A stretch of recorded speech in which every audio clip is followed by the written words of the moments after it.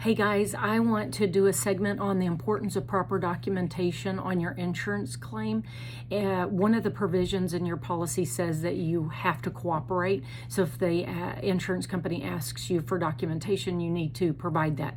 If they say we need this, you got to go get it, because just ignoring them is not good enough. One of the tactics that I had seen, this was last year, I haven't really seen it this year, but they send you a letter and say, hey, we need this documentation. Like maybe you just bought your house, closed on it, and 6 weeks later you have a claim, and they want to know, hey, you have documentation, pictures, anything like that from the actual inspection report that might shed light on the damage on your roof, like say from a hail claim. It could have been there before, right? Also, they have access to a CLUE report, CLUE, that goes back 7 years. So the people you bought it from, the sellers, could have filed an insurance claim, kept the cash on the actual cash value portion, and sold the house, and the roof should have been replaced, something along those lines. But they have the right to ask you. What I didn't like is last year that I saw is a letter would go to my client maybe before they hired me, and it would say, the letter would state, we need this documentation, you send it to us within 30 days. 2 weeks later, they're sending another one saying, hey, we asked you for this information, you haven't. And then 2 weeks later, they're sending another one saying, hey, we keep asking you for this. And on the top of the page, it will say second request, third request, fourth request, because technically, if they weren't playing a game on the timing, they really could close the file, void the contract. Your job is to cooperate with them. It's one of your duties.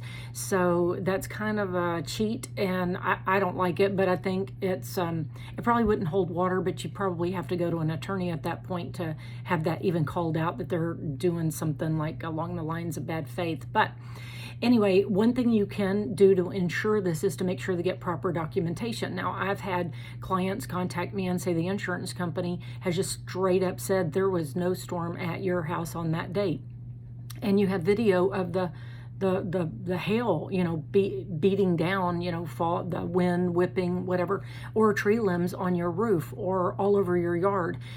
Pictures like that, they go a long way. Any kind of documentation, again, I go back to water, because it could be something as simple as a plumbing report. You hired the plumber to come out there, just ask him to put it in a report for you. So provide the evidence of the damage or loss if they're disagreeing, or even in the beginning.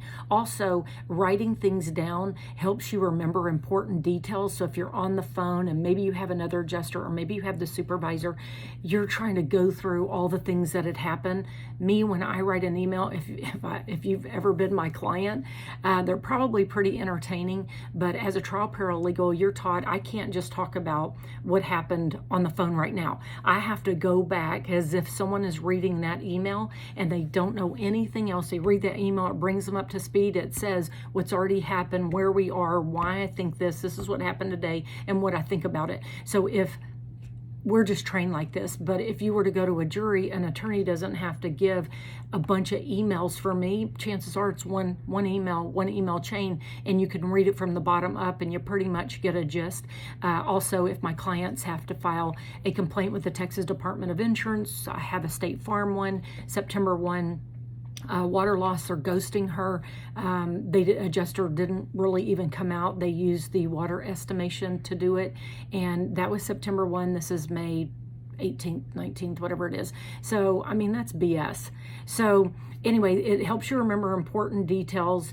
Also, it helps you to organize the claim when you called it in. These are all good for you. Forget hiring a public adjuster or even having it for an attorney. These are good things for you when you're trying to argue it or do a complaint or something like that.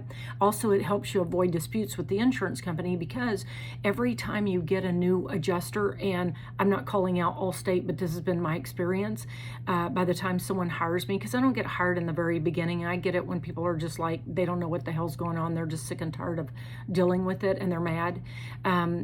they may have had 5 adjusters by the time I even get it. And by the, they keep calling, writing. And by the time they figure it out, it's with another adjuster. So it just keeps going on and on and on. So you keep having to start over if you haven't been putting things in email. Your little notes can say, hey, I talked to Mary on this date, and Mary told me she was going to do this, but I never heard from Mary, and now all of a sudden you're my new adjuster.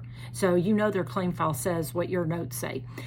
So that helps avoid the disputes, and then it also helps you get a fair settlement by sending them what your contractor sent, or when you hire a public adjuster, it's our duty under our license says to actually prepare that estimate of damage. And again, I've had segments that say big difference between estimates and quotes from your contractor and estimates from your public adjuster, but you can turn very detailed, specific quote into an estimate.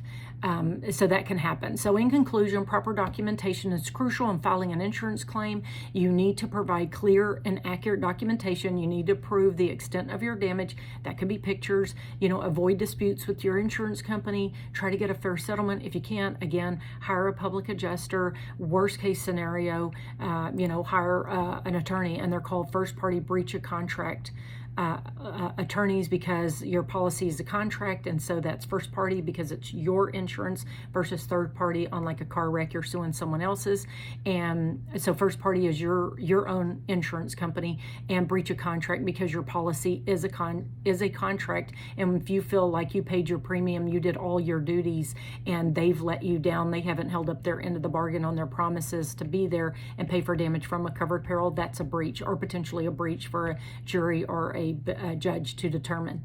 Anyway, I just wanted to put that out there, and stay safe and be prepared.